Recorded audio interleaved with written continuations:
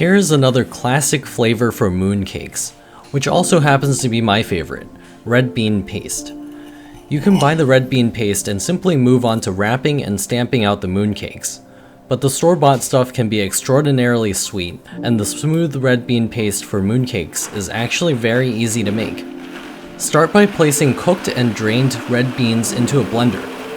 Make sure to keep out as much water as possible. Puree these until smooth, then transfer them into a pan. Mine are looking a little bit solid since I stored them in the fridge overnight before reaching this step. Begin heating the red bean paste on medium heat. Add vegetable oil to the mixture and continue to stir for about 10 to 12 minutes as the moisture evaporates. The addition of vegetable oil improves the texture of the red bean paste, making it smooth and soft even as moisture is removed. After 10 to 12 minutes, add in the sugar. Do this to taste. You can see my ratios in the description below. Allow the red bean paste to fully cool before moving on to making mooncakes. Having a cold filling is ideal for the forming of mooncakes. For these 100-gram mooncakes, our filling to wrapper ratio is 65 grams of filling to 35 grams of wrapper. Weigh out the filling, making sure to stay under 65 grams.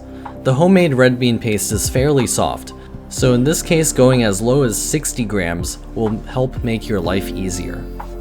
To make the dough, combine the golden syrup, which you can learn how to make in a previous video, lye water, and vegetable oil. Stir and add this to 100 grams of cake flour. Knead this dough together to form a Play-Doh-like texture. Then weigh out 35 grams of dough for each mooncake. After weighing out the 5 dough balls, you will have a small portion left over. You will need this to help patch holes since our filling is so soft. When starting the forming process, pinch off and reserve a small piece of the dough to use for patching.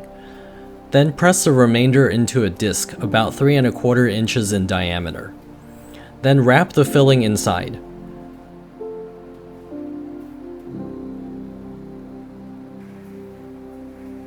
Use the reserved and leftover dough to fill in the bottom and to patch any holes or thin spots.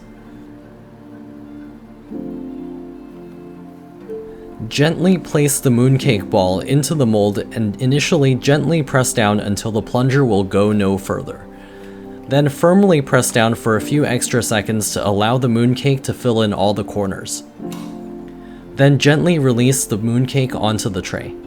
My placement here on the tray is a little bit too tight, so give your mooncake some social distance, at least an inch apart from each other.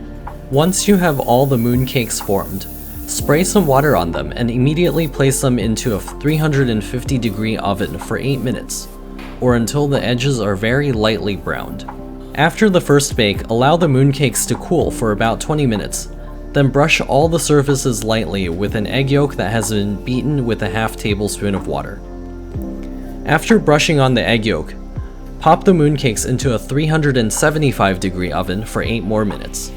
After the second bake, the mooncakes are ready to be shared, or if you want a darker, more professionally baked look, you can bake them for another 8 minutes after a 20-minute cooling period. To allow the exterior crust to soften, place the mooncakes into a closed container overnight. After waiting overnight, or only for a few hours if you are impatient like me, slice open the mooncakes, and this time you can really say that these are entirely from scratch. Red bean paste filled mooncakes don't have to just be plain. You can fill them with roasted pumpkin seeds, or in this case walnuts. Just mix these into the filling before weighing and forming the balls. We really hope you enjoyed this video and will give us a thumbs up, and will subscribe to see the next one since I really upped the creativity on that one. Happy Mid-Autumn Festival, and we will see you in the next one when it's time to eat again.